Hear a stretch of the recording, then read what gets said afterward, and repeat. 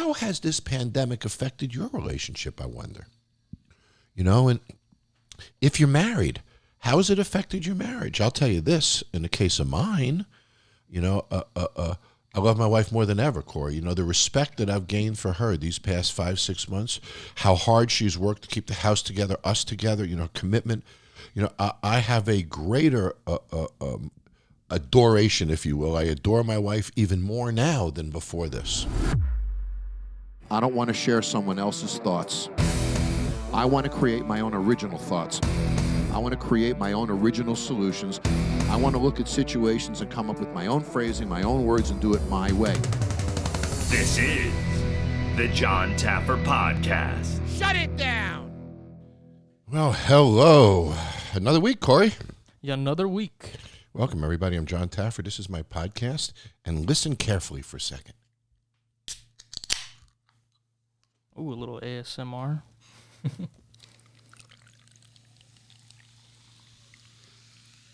hear that pour? You hear that fizz?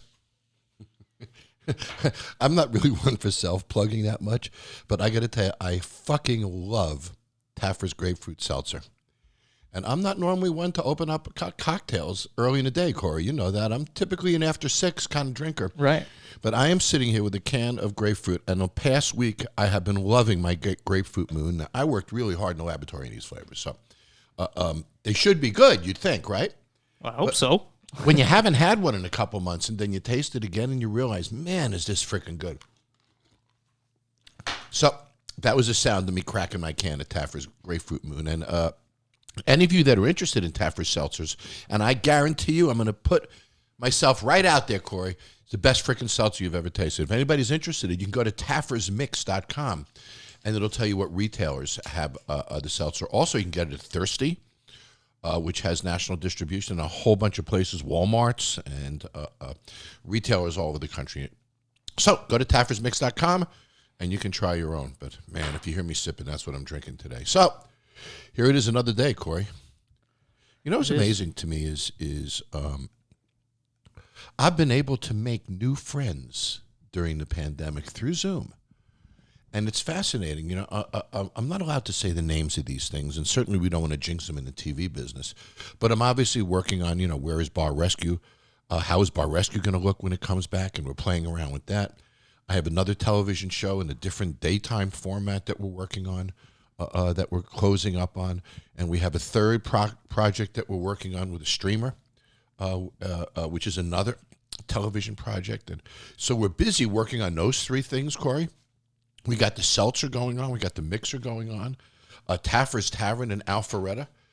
If you're not following it, I'm really excited about this. If you're not following it, you can do so. You can go to Taffer's Tavern on social media, and there's photographs right now as the restaurant is being built, and the signage is going up, and I'm really excited about it. I'm probably one of the only restaurant people who's actually excited these days, Corey, about what we're doing and how we're doing it. So I've been working my ass off, man. And you have too, Corey. Oh, yeah. I've been busier now, with all of this quarantine stuff, and it's interesting. And it's interesting, so those of you who don't know this, we have our offices in Las Vegas. Only, 4 blocks from the Strip, something like that, Corey? Yeah. About 4 blocks from the middle of the Strip.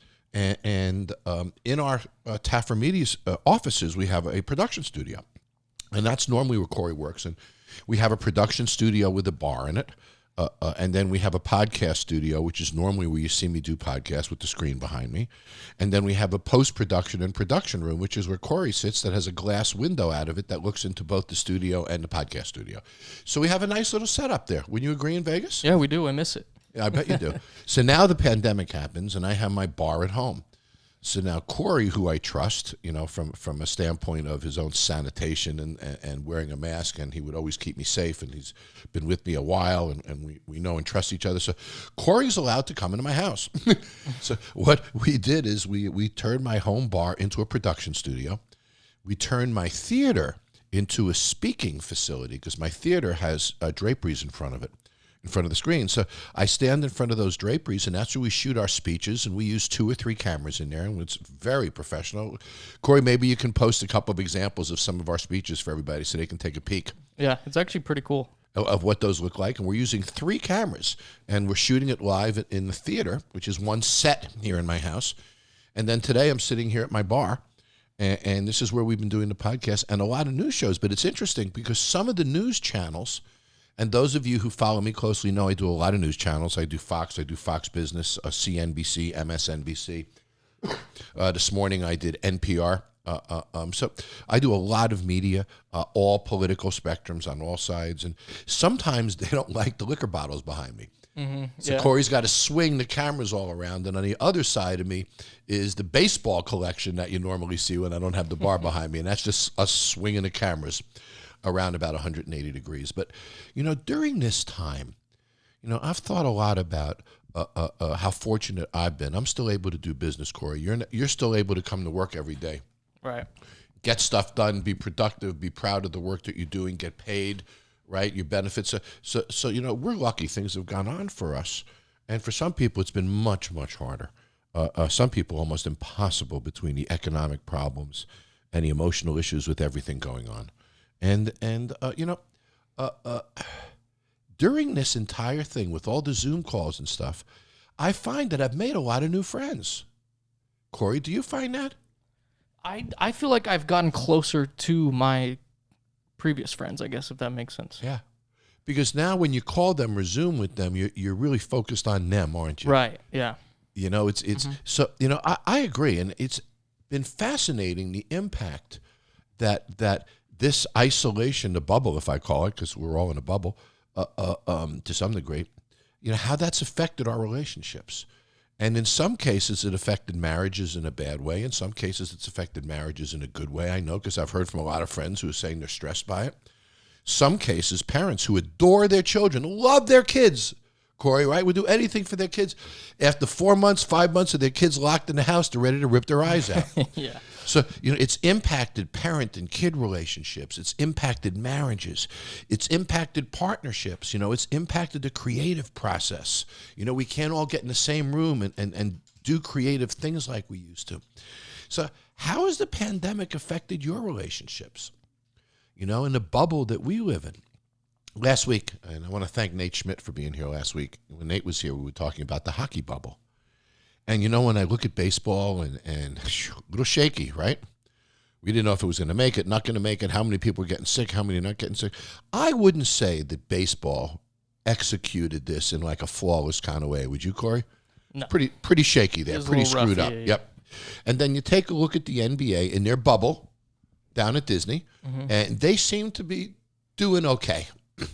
But, when you watch the game, there's a difference in energy for sure. Basketball doesn't feel quite the same. But, when I look at hockey and the NHL, now I know I'm a hockey fan, but I'm also a baseball fan. It seems that they have executed it better than anyone else. Yeah. No players are getting sick. Yeah. The game is still exciting and fun. The players are still playing hard.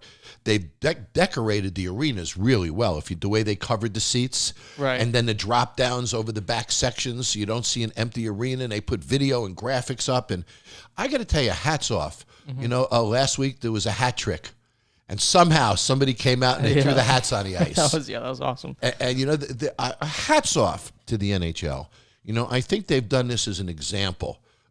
To the way this can be done. And talking to Nate last week, it's interesting, I'm not sure that all of our conversation made the podcast, but he was talking about how the players are almost more intense now than when there were fans in the room. Because there's no distractions. All they're focused on is their own play right now. Right. Winning their own play, getting that puck, pushing it. So it's really exciting. So I must say I am pretty freaking excited about hockey being back, the playoffs starting today. And it's going to be an exciting few weeks. If you haven't watched hockey in a while, give a look. You're going to see some incredible fights, hard hits. You're going to see a war to get to this Stanley Cup. But, Nate was talking about the bubble that they're in. And, they can't leave their hotel and this and that.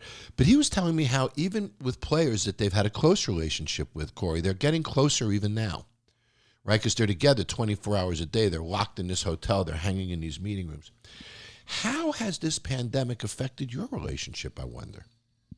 And if you're married, how has it affected your marriage? I'll tell you this, in the case of mine, I love my wife more than ever, Corey. The respect that I've gained for her these past 5-6 months, how hard she's worked to keep the house together, us together, commitment.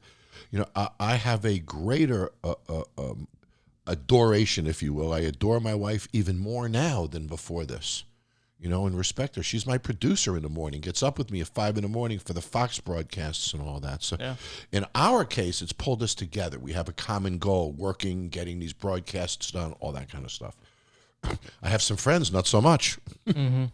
Yeah. And so to me, this has been difficult because I'm not near my daughter, so I can't see her as much. So how has it affected your own lives? How has it affected your relationships with your friends, with your business partners, with your parents, with your children? So that's what I wanted to talk a little bit about today. So I'm really interested to hear what you guys think.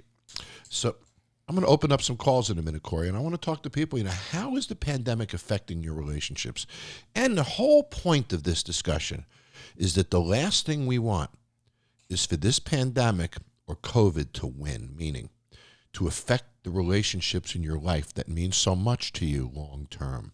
Can't have that. Yeah. That's awful. Mm-hmm. So how do we keep this together? How do we get past the frustration of not having? How do we get past the frustration of being locked together? And how do we make our relationships better during this pandemic? So I'm eager to talk to you guys and see what you think. Okay, first caller is John. John is actually in Washington, D.C. And interestingly, Corey, John is an alcoholic beverage control board investigator. How are you, John? Hey, John. Doing well. Good. Where are you, buddy? What city are you in? I am in Washington, D.C. So you live in Washington proper. Okay. It's funny. Years ago, I used to own a bunch of bartending schools called Bartenders Academy in Washington. We had a school on K Street and one in Alexandria. And I lived in D.C. for years. This is years ago. Man, what a great city to live in. Of course, not at the moment. But what a great city to live in. So hats off to you, John. So you're an ABC board investigator? Yes, I am. So tell us what that is. So I work for the local liquor authority, and we investigate violations and also monitor for compliance to DC code and the board's orders and regulations.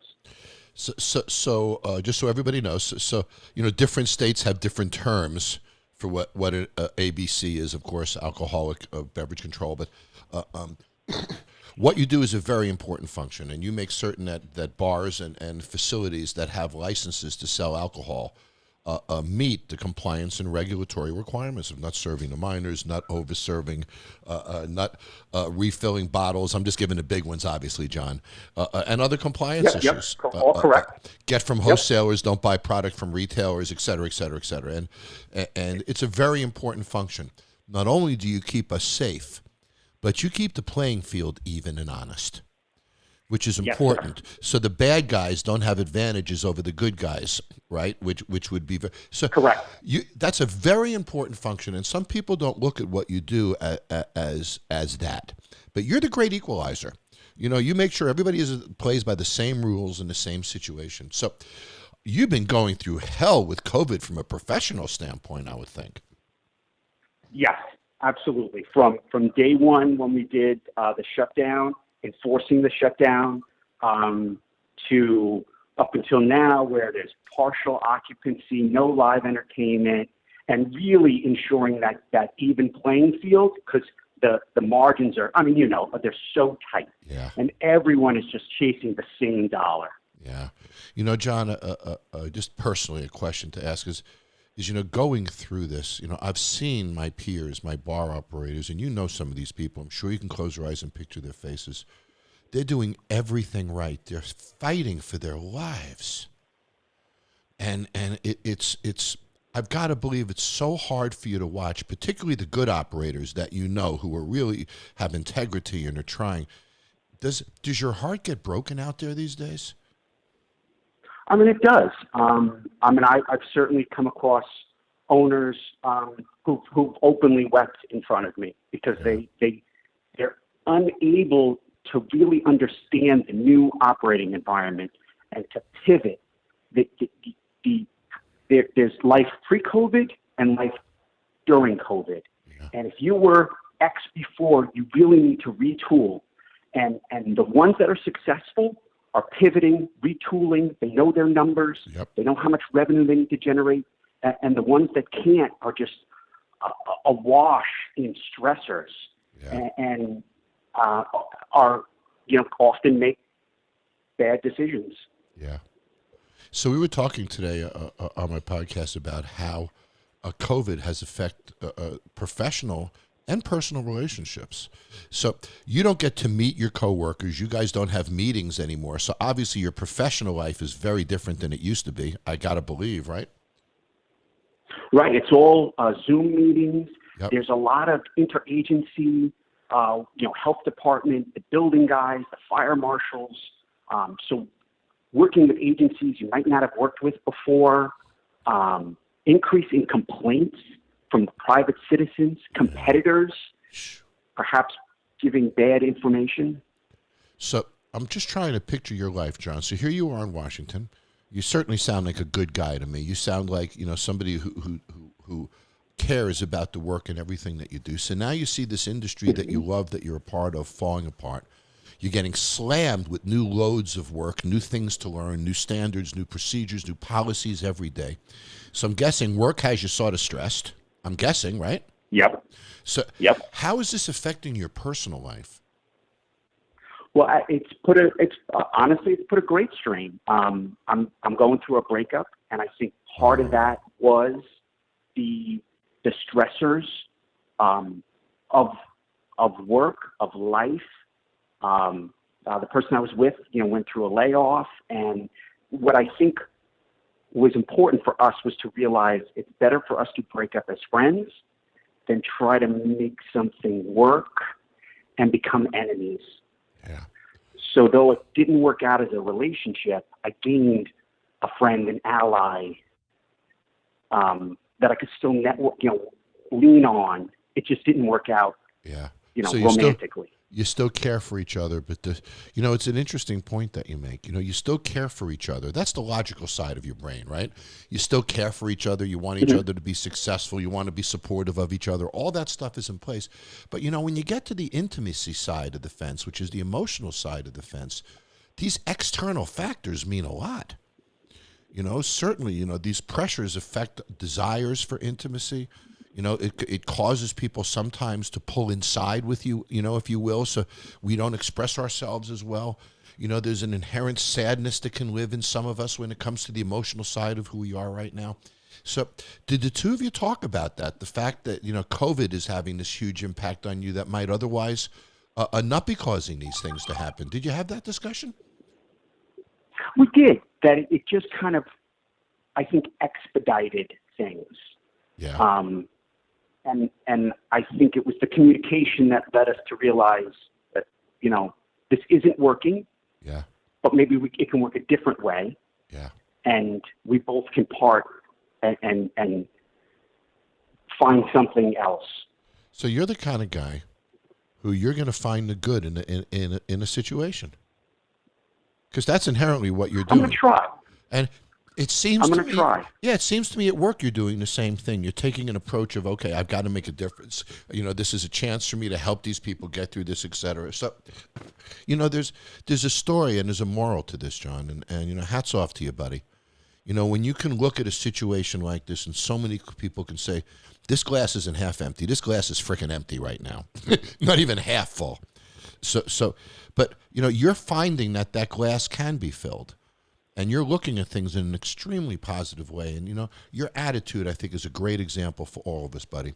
So good luck in these struggles and stay safe, okay? Hey, thanks, man. Appreciate it. My pleasure. Take care, John.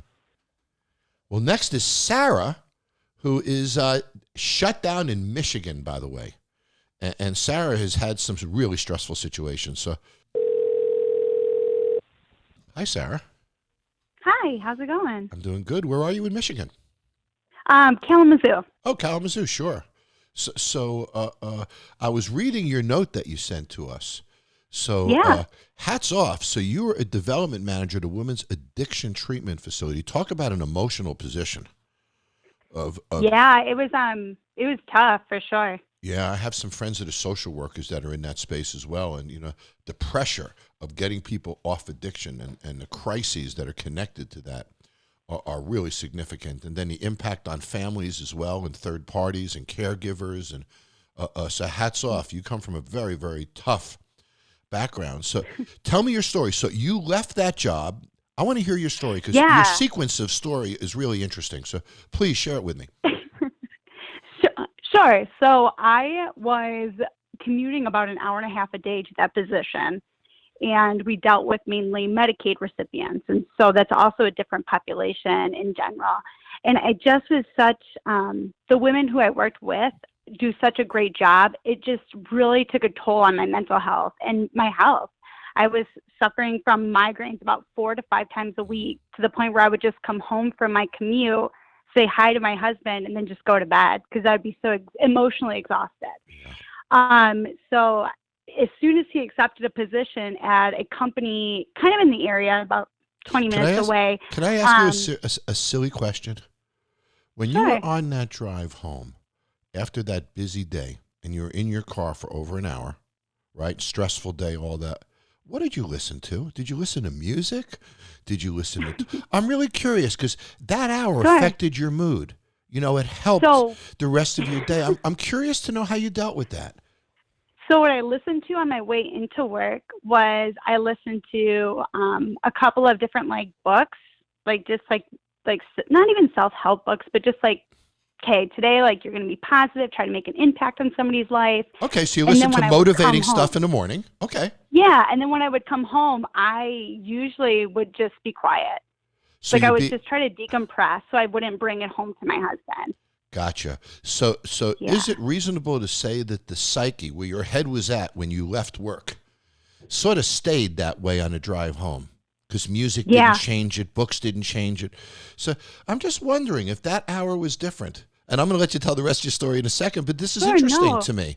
You know, had you listened to your favorite happy music, or had you listened to something that was maybe would things have been different when you walked it home? And you know what I'm finding, Sarah, and this for myself, that these days it's easy to get depressed. It's easy to get pulled down by all this stuff. So we almost have to work at creating these bursts of happiness during our day. You know, so maybe it's listening to a band that I love for 15 minutes because I know it's going to make. So I wonder if that hour wasn't an opportunity for you, you know, to make yourself happy that maybe you didn't take. Just an interesting thought, isn't it? No, I wouldn't disagree with that. I think that's how I started seeing my mental health kind of deteriorate, is because I would kind of do that. But then towards my last couple of weeks there, it seemed as though nothing I could do on my way home would just relinquish some of the stress I felt the next day. If I didn't get funding, that meant somebody wasn't going to get treatment. And so it was very emotional. So now you leave that, right? Yeah. Now pick up your story. Sure. So after I leave that, my husband actually started, he switched careers and went to a company by us. And so we were smooth, everything was great. And then March 16th happened. So then everybody started working from home, mandated it in the state of Michigan. Yeah. So my husband only worked 2 weeks, actually only after orientation, about 5 days at his new position, at his new company, before he was told just to go home and hope to figure it out. Wow. So as I was kind of building myself up, being okay, I did all the best I could. It wasn't anything I could have done for some of these different projects or anything like that. I was seeing that my husband was actually starting to deteriorate because of working from home and learning a new position. And so it just took a toll on us, where he would just wake up on... What do you mean by deteriorate? Was his attitude getting bad? Was he depressed? Would he not want to get out of bed? Help us understand. Yeah, sure. So it got to the point where it was Sunday nights, we'll have a fun weekend inside playing with our 2 dogs or something. And then by Sunday night, it was almost like he lost color in his face and just was dreading signing on to work the next day, because he didn't know the company that well yet. He didn't know his position that well, and his boss seemed to not give him any grace period. And so it would be Monday morning, and it would just be very stressful in the house. It'd be very tense. You know, what's interesting is, I think we're all this way a little bit, Sarah. We like to have some control over our lives. And you know, in his previous job, he felt he could predict his life. He had some control over his destiny, right? He knew the people he worked with. He was comfortable in that environment. You know what I'm saying? It was predictable to him. Oh, for sure. The fact that he was going to get a paycheck next week was predictable to him. The fact that he could go to a restaurant, go out with friends, go out to dinner with his wonderful wife, and now everything that was predictable to him has been taken away. He's lost control of his own destiny. And I have felt that way myself these past couple months. And it's interesting, Sarah, because to me, the toughest day of the week is Sunday. Because I'm not as busy. On work days, it's a lot easier for me, right? Because I can keep myself busy all day long. Oh, absolutely. Sundays are brutal for me. So I'm sorry, I keep interrupting your story, but I want to understand, and this is important. So he's bummed. He's just generally bummed out. John, it was bad. Yeah. Aw. And we're like in our mid-30s. Like, I'm 31 and my husband's 36. And so watching him, like, and we couldn't escape anywhere. So it kind of, like I said in my story, like, it kind of just forced us to deal with what was going on, because we would normally go out to a restaurant or go out to eat or grab drinks with friends. Well, we couldn't do that. Like, it was just us. And so, and we kind of live in a little bit of the country area. So it's like just us, nothing else So you're around. really isolated. And so yeah, very much so. And so as he was starting to see his mental health go down, I was finally starting to feel back excited about my career. And so on June 8th was my first day of grad school. And on June 11th, my husband was told he was terminated from his position. And that was about a week before his birthday. Yeah. Wow. And so it made me really, I don't know, it made me really sad, because my husband worked 15 years at a very large cereal manufacturer in Michigan. Yep. And it was promoted 4 times, fits in really well with a lot of people. And then just to see this situation, both on his boss's end and both on his end, just not create such a conducive environment to grow. It was just a really bad time, but it also provided some relief that he didn't have to continue, you know? Yeah. So this large company, which of course will go unnamed, are they going to be bringing back some of these employees? Because people are still eating cereal, obviously. So, and if they do, are they going to accept a senior employee who, you know, has a higher level of benefits and such, or are they going to bring in new people and not bring somebody like your husband back? What do you think? It's so funny that you said that. I think it's actually the opposite. I think that they're going to be taking more of like the people on the lower totem pole, right? For sure. Just because it's a little bit more cost effective, realistically. Yeah. So what have the two of you talked about with regard to looking forward? Now you've got a new job. You started school. Yeah. You got something to look forward to right now. You're excited, right? Absolutely. You got stuff you got to do tomorrow. Yeah. He doesn't have that. He doesn't have that right now. No. So how do you give that to him? How do you get him excited about going forward? Do the two of you need to sit down and say, okay, let's only talk about the future. What are we going to do? What do we want to do? Do we want to buy something? Do we want to start a business? Do we want to go find another job? Do you want to do? Let's talk. You got to get him excited. You got to get him looking forward to something again. Does that make sense? Well, I'm not going to lie to you, John. Well, yeah, what really made him super excited recently was when hockey started back up, because he's huge into hockey. And so that's been really fun for us, because I've gotten into it with him. But I think what this really taught me is to be a lot more understanding. Like, I work nonprofit. My graduate degree will be in community development. It's significantly different than corporate. So I told him wherever he wanted to go, wherever he saw a community, wherever he wanted to utilize his network, like, let's do it. Let's try. Yeah. Because we have nothing to lose. And I think that kind of took some stress off in him for sure. Also, you got to reaffirm your commitment to him, you know, and how behind him you are, and how you'll step up and do your part in this thing too. Spend some time with him, focused only on what he wants to do. Get him excited again, Sarah. And do me a favor. Keep in touch with us here. You have our email and such. If me talking to him off, not in a podcast, if me giving him a call for a minute helps, let us know, and I'm happy to do that without any cameras or recordings. I really appreciate that. That means a lot to me. Thank you so much. Well, you have great energy, Sarah, and you know, I think we all need to learn from this. Look at all the changes that are going on in your life, but yet you're still looking forward to tomorrow. You still found something that's exciting you every day. We all need to find that, Sarah. So hats off, and stay safe, okay? Thank you so much, sir. Yep, thank you. You too. So my next caller is Molly. And Molly's fiance and her are sort of locked up in Boston. And they have their own sets of problems, being a young, engaged couple, Corey. Can you imagine that? You get engaged, your whole life is in front of you, and then whammo, this happens. Think of all the canceled weddings and everything going on. So Molly has figured out a way to stay positive during this thing. So, Molly, how are you? Hi, John. It's a pleasure to be speaking with you. I'm a huge fan of yours. Thanks. Nice to talk to you, too. Where are you in Ohio? Well, I'm from Ohio, but I'm living in Boston. Oh, so you're in Boston now. Okay. So Yeah. Great city. I love Boston. How long have you been in Boston? We've been here a little over a year now. Gotcha. So big change from Ohio to Boston. So Oh, yeah. So you are engaged, as I see from your notes, Mm-hmm. and you and your fiance are living in Boston, and you've been working from home. And it's interesting because I've been talking today about how the COVID and the pandemic and the lockdowns have affected people's relationships.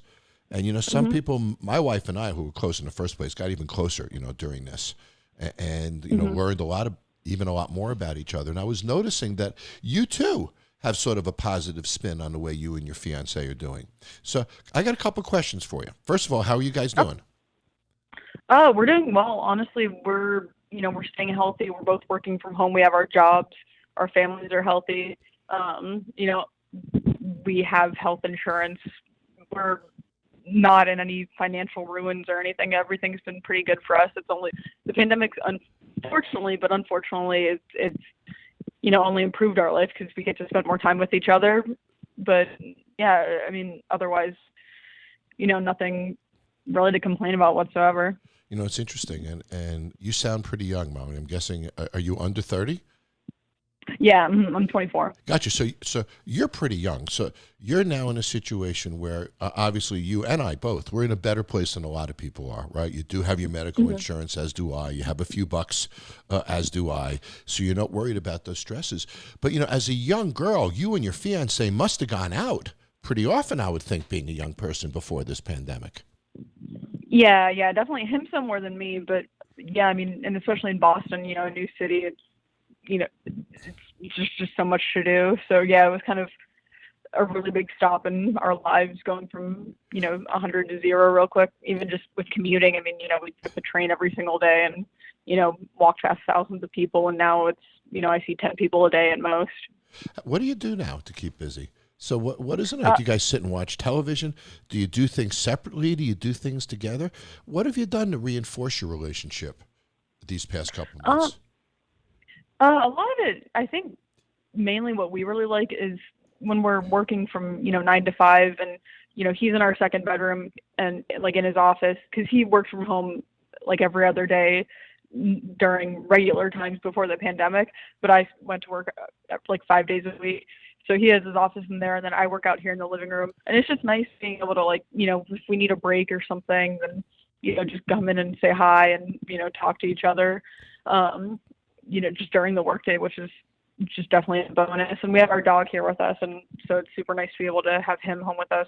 Oh, yeah. And, have him switch all the time, which, I'm sure he appreciates. But a lot of it, it's just nice having him there for the support during the workday. And then after the workday, I mean, we kind of like to do our own thing. We're pretty independent, but it's nice to be able to, kind of come back together for dinner, and then, we'll go take the dog for a walk. And I feel like it's been nothing but more positivity, because before, we'd come home from work, if we were done at 5, we get home at 6:30, and, we're exhausted and we're hungry and we're tired and, just want to do our own thing. So it's nice not being tired and being able to, just live our lives kind of a little bit more. Yeah, it's interesting. If we pick apart what you're saying, for every person, there's some good in this. There's a chance to read. If you like to read, you have more free time. There's a chance to talk to your spouse or fiance or boyfriend or girlfriend and get about personal discussions and unhurried times, because you're sitting together for so many hours. If you love to cook, boy, you could become a great cook these next few months, right? If you love making drinks, if you love doing art or drawing, in a way, what you're saying is really powerful. Because if I said to you before the pandemic, Molly, if you had an extra 4 or 5 hours in every day, what would you do with those hours? if I asked you that before the pandemic, you'd come up with some really cool things, wouldn't you? Oh, John, I'd love to go here. I'd love to do this. I'd love to read more. I'd love to watch old movies, whatever the hell you came up with. So it's interesting. Post-pandemic, we actually do have that opportunity. Each one of us has extra hours every week. Now, we can't go out and go to restaurants and concerts, and I understand that. But within the confines of our environment, we all have amazing opportunities now to work together. Oh, yeah, definitely. And, you know, when I did marriage rescue and I would deal with couples who excuse me, and I would deal with couples, of course, who were on the verge of divorce or already separated and such. In almost every case, their problem was communication, Molly, rather. You know, their problems was communication in that they didn't take the time to sit and look in each other's eyes, or they weren't unable to communicate.